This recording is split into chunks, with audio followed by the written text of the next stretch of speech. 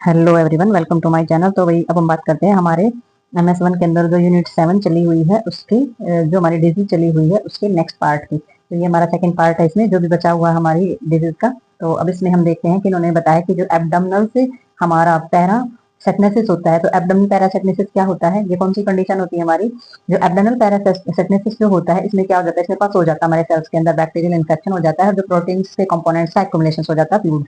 ठीक है, तो ये हमारी एब्डोमिनल से पैरासिटनेसिस रहती है। तो इसमें हमारे कॉम्प्लिकेशंस कौन कौन से आएंगे, इसमें हमारी कॉन्गुलोपैथी हो जाए अगर, यानी कि क्लोट वगैरह हो जाना, और पेरिटोनिसिटी, तो पेरिटोनिसिटी यानी कि जो पेरिटोनियल लेयर होती है उसके अंदर इन्फ्लेमेशन हो जाए। ठीक है, एक्सेटेट्स हो जाए, यानी कि हमारा जो एब्डोमिनल का एरिया था वहां पर फ्लूइड वगैरह भर जाना। पोर्टल हाइपरटेंशन, तो पोर्टल हाइपरटेंशन में हो जाता है जो हमारी पोर्टल्स वेन होती है उसके ऊपर बहुत ज्यादा मात्रा में प्रेशर पड़ जाना। तो ये हमारे कॉम्प्लिकेशंस के अंदर आती हैं चीजें। तो नेक्स्ट इसके अंदर हमारा आ जाता है, इसमें हमारे आ जाएंगे मैनेजमेंट। तो मैनेजमेंट के अंदर हम इसमें देखेंगे कि मैनेजमेंट कौन कौन सी कराई जाएगी कॉम्प्लिकेशन के बाद।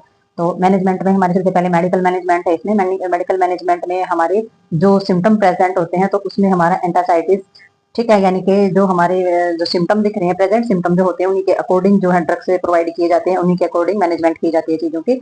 तो इसमें एसिड के खिलाफ काम करने वाले, या फिर जो हमारे एंटीबायोटिक्स होते हैं, वोमिटिंग वगैरह आती है उनको रोकने वाले, डाइट होती है वो बैलेंस देनी होती है, विटामिन और न्यूट्रिशन सप्लीमेंट अच्छे से देने होते हैं। और हमारे जो पोटासियम सिंक जो चीजें होती है, यानी कि फोर एक्टिव, यानी कि एब्डोमिनल में होने वाले फ्लूइड को रोकने के लिए जो ड्यूरेटिक होती है वो दी जाती है, जिसमें से सुप्रोनोलैक्टोन्स नाम है हमारे ड्रग्स का। तो पोटाशियम से दिए जाते हैं हमारे। और अवॉइडनेस सिर्फ बताई है कि अल्कोहल जो है वो बिल्कुल ही नहीं लेना है। तो आगे इसमें आ जाती है हमारी डाइटरी मैनेजमेंट। तो डाइटरी मैनेजमेंट में किस किस चीज का ध्यान रखना है नर्स को। तो डाइटरी में सबसे पहले आप प्रोवाइड कराओगे हाई कैलोरी डाइट जो है प्रोवाइड करानी है, और जो लिक्विड डाइट है वो लो देनी है, यानी कि कम से कम, यानी 800 से 1000 ml जो है वो पर डे देना है। और हेप्टिक कोमा की प्रॉब्लम्स अगर है तो give low protein and low sodium diet. तो पेशेंट को प्रोटीन और जो सोडियम होता है वो बहुत ही कम मात्रा में देना है, प्रोवाइड करवाना है। एल्बुमिन के जो मात्रा है वो ज्यादा मात्रा में फूड कंटेन कराना है, जिसमें एल्बुमिन होता है, और vitamin A, D, E, K जो होता है वो इंक्लूड करना है डाइट के अंदर पेशेंट के। ठीक है, तो ये सारे के सारे विटामिन से भरपूर जो डाइट होती है वो पेशेंट को देनी होती है। तो आगे आ जाती है हमारी सर्जिकल मैनेजमेंट। तो सर्जिकल मैनेजमेंट के अंदर हमारे 3 टाइप इसमें बताए गए। सबसे पहले उन्होंने बताया पोर्टा केबल शंट।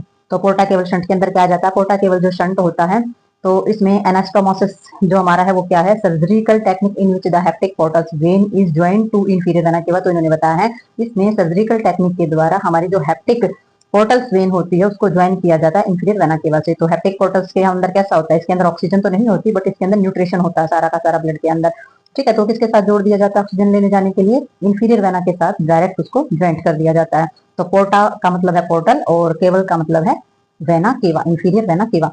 ठीक है, तो नेक्स्ट हमारा आ जाता है इसमें सप्लो रेनल शंट। जैसे कि नाम से ही पता चलता है, सैप्लिन और रेनल, रेनल यानी कि किडनी। तो इसमें हमारी स्प्लीन रेनल जो एनाटोमोसिस जो होता है वो सर्जिकल टेक्निक के द्वारा हमारी जो स्प्लीन वेन है वो जोड़ दी जाती है लेफ्ट रेनल वेन के द्वारा। ठीक है, तो उसके द्वारा नहीं, उसके साथ इसको जोड़ दिया जाता है। और मोस्टली ये कब ट्रीट किया जाता है, जब पोर्टल हाइपरटेंशन हो, यानी कि जो पोर्टल वेन होती है उसके ऊपर जब जरूरत से ज्यादा प्रेशर बढ़ जाता है, तो ये हमारा सर्जिकल टेक्निक के द्वारा हमारी जो स्प्लीन वाली वेन होती है उसको हमारी लेफ्ट रेनल वेन के साथ जोड़ दिया जाता है। नेक्स्ट हमारा आ जाता है इसमें जो लीवर हमारा ट्रांसप्लांटेशन होता है। तो लीवर को जो चेंज कर दे तो एक्सचेंज ही कर दिया जाता है इसमें लीवर को। तो इसमें आगे हमारी जो मैनेजमेंट है वो आ जाती है हमारी नर्सिंग मैनेजमेंट। तो नर्सिंग मैनेजमेंट के अंदर हम इसमें देखेंगे कि भाई जो नर्स होती है उसको किन किन चीजों का ख्याल रखना होता है। तो नर्सिंग मैनेजमेंट और नर्सिंग डायग्नोसिस हमारे दोनों ही हैं इसके अंदर।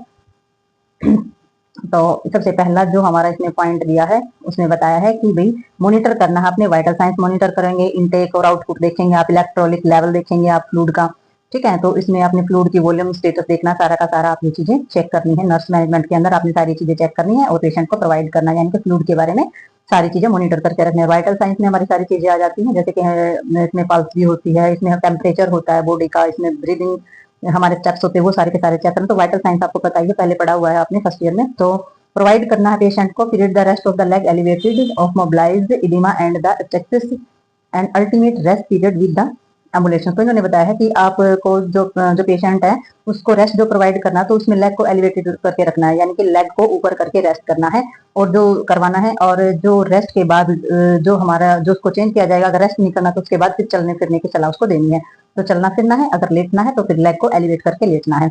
नेक्स्ट हमारा इसमें आ जाता है measure the record abdominal abdominal breath every 6, तो आपने क्या करना है, आपने जो एब्डोमिनल एरिया है पेशेंट का उसकी ब्रीथ जो होती है, यानी तो कितना बड़ा हुआ कितना फूल रहा है, तो वो आपने अच्छी तरीके से मेजर करनी है। पेशेंट का वेट अच्छे से चेक करना है और डेली डॉक्यूमेंट्स के अंदर उसको मेंशन करना है कि वेट कितना बड़ा है और कितना कम हुआ है। नेक्स्ट इन्होंने बताया है एडमिनिस्ट्रेट कराना आपने ड्यूरेटिक, यूरिन से संबंधित, यूरिन की मात्रा से संबंधित है, पोटाशियम है, प्रोटीन है और जो विटामिन सप्लीमेंट है जितना भी ऑर्डर किया गया है उसके अकॉर्डिंग पेशेंट को प्रोवाइड कराना है। नेक्स्ट आपने क्या करना है, restricted sodium and the fluid intake is ordered, और आपने सोडियम और जो फ्लूइड इनटेक करना है वो जितना बताया गया है उसी कंट्रोल में आपने उसको देना है।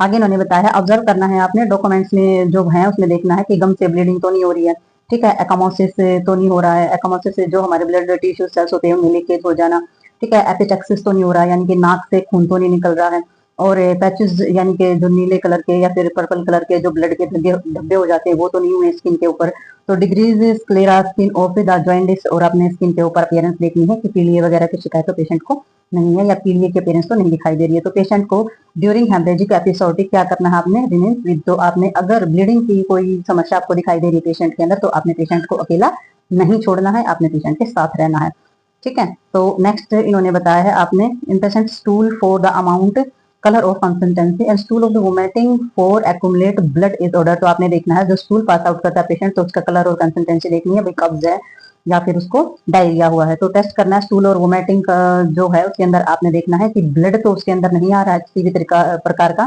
ब्लड ब्लीडिंग जैसा कलर उसके अंदर नहीं आ रहा, तो ये सारी की सारी चीजें आपने उसके अंदर देखनी है। तो नेक्स्ट हमारा इसके अंदर आ जाता है साइन देखने आपने, एंजाइटी के साइन देखने हैं, पिग गैस्ट्रिक फुलनेस देखनी है कि भाई जो पेट में कुछ खाई पिए बगैर फुलनेस रहती है, आराम कितना कर पाता है, कमजोरी कितनी है पेशेंट के अंदर, तो ये सारी की सारी ऑब्जर्वेशन भी आपने करनी है।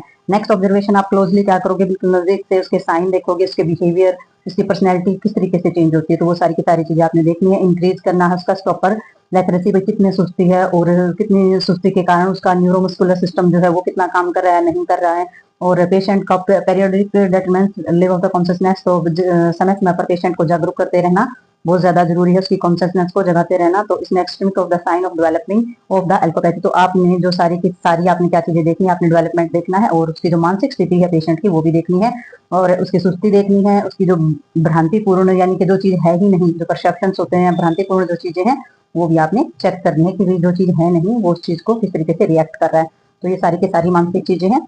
तो मानसिक तौर पर पेशेंट की कंडीशन कैसी है तो वो सारी चीजें उसमें देखी जाती है। अब नर्सिंग डायग्नोज में आपने क्या देखना है, risk of injury related to coagulopathy, तो आपने सबसे पहले जो रिस्क होती है कांग्लोपैथी यानी कि चोट लगने के बाद अगर क्लोट वगैरह होने के खतरे हैं तो ये डायग्नोज सबसे पहले करना है कि ब्लड में क्लोट तो नहीं हो गए हैं, ठीक है। तो नर्सिंग डायग्नोज में और भी है तो उसमें देखते हैं हम आगे।